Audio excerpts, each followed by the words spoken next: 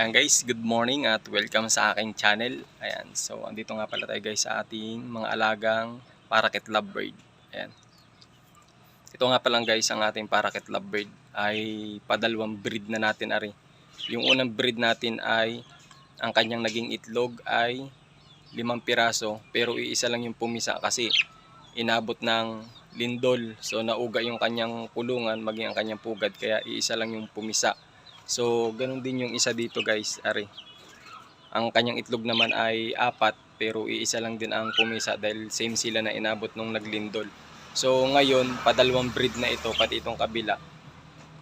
At mayroon na uli silang mga itlog. Siyempre matagal na silang umitlog kasi yung kanilang inakay na tig-isa simula nung lumipad na at lumabas na ng pugad ay 2 weeks ay nagsimula na uli sila mangitlog.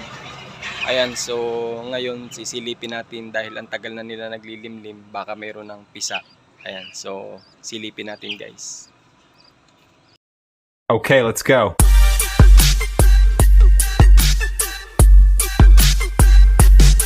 So guys, una nating sisilipin ito guys, itong isa nating binibreed guys.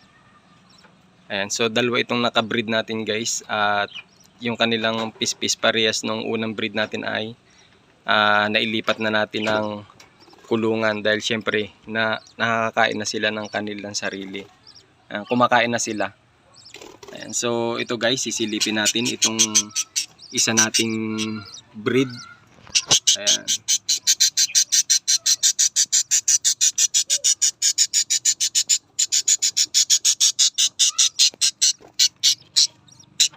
Ayan guys, so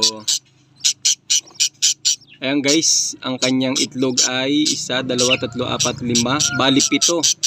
7 itlog tapos may pisa ng 2, bali ang natitira na lang palang itlog ay 5 itlog na lamang hindi pa napipisa guys. So ayan oh, may 2 na siyang inakay. Ayan. Napakabilis guys. So ilang buwan lang guys, para mga 3 months lang guys. Yung unang breed natin mga 3 months mahigit. Ngayon ay meron na uli silang pispis at itlog. Ayan, so napakabilis talaga guys. So ayan, padalawang breed na natin ito guys. Ayan, so ito yung kanyang lalaki, nasa labas lang. Ayan, so yung kabila naman guys ang sisilipin natin kung mayroon na siyang inakay. Ayan guys, so ito naman yung isa nating binibreed guys. Ayan, so ito yung kanyang pugad. Titingnan natin guys kung ilan na ang kanyang itlog at kung mayroon na rin ba siyang pispis.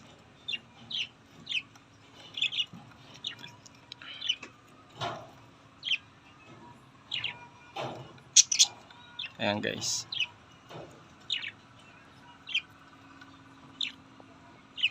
So ito guys, wala pa siyang pispis tapos ang kanyang itlog ay 4. Ayan, so ayan guys, dati ang itlog niya guys ay 5 pero ngayon ay 4. Hindi natin alam kung iitlog pa siya o ano. Ayan, iisa lang din yung naging pispis niya nung una dahil inabot nga din ng lindol. Ayan, so ayan, 2 yung binibreed natin at ito yung isa guys. Ayan. So yung pispis guys na unang pinisa niya, ganyan din ang kulay guys nung malaki na. Yan, same sila ng kanyang inahin. Ayan guys, oh. Ayan, so ayan guys. Ayan. Ayun guys, kung mag-aalaga kayo ng ibon guys, ay talagang kung gusto niyo nung mabilis dumami talaga yung ibon ninyo ay i-try nyo guys ang parakeet lovebird at talagang napakabilis. Ito guys ay mahigit 3 months lamang. Ayan, ay ano na tayo agad, nakapagpapisa na nung una. Kaso tig-isa lamang sila pero ngayon guys, ang itlog na uli nito ay 7. Dati ang itlog nito ay 5 lamang.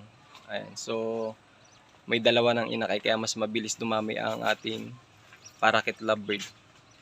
Ayun nga guys, so may bago nga pala tayo guys ngayong alagang lovebird at yun yung African lovebird. Nag-try din ako guys kaya bumili ako ng African lovebird at hindi pa naman siya umiitlog dahil bata pa nga nung siya nabili natin.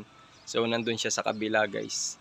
Dahil nandun yung mga kulungan ng mga pispis na hinihiwalay natin.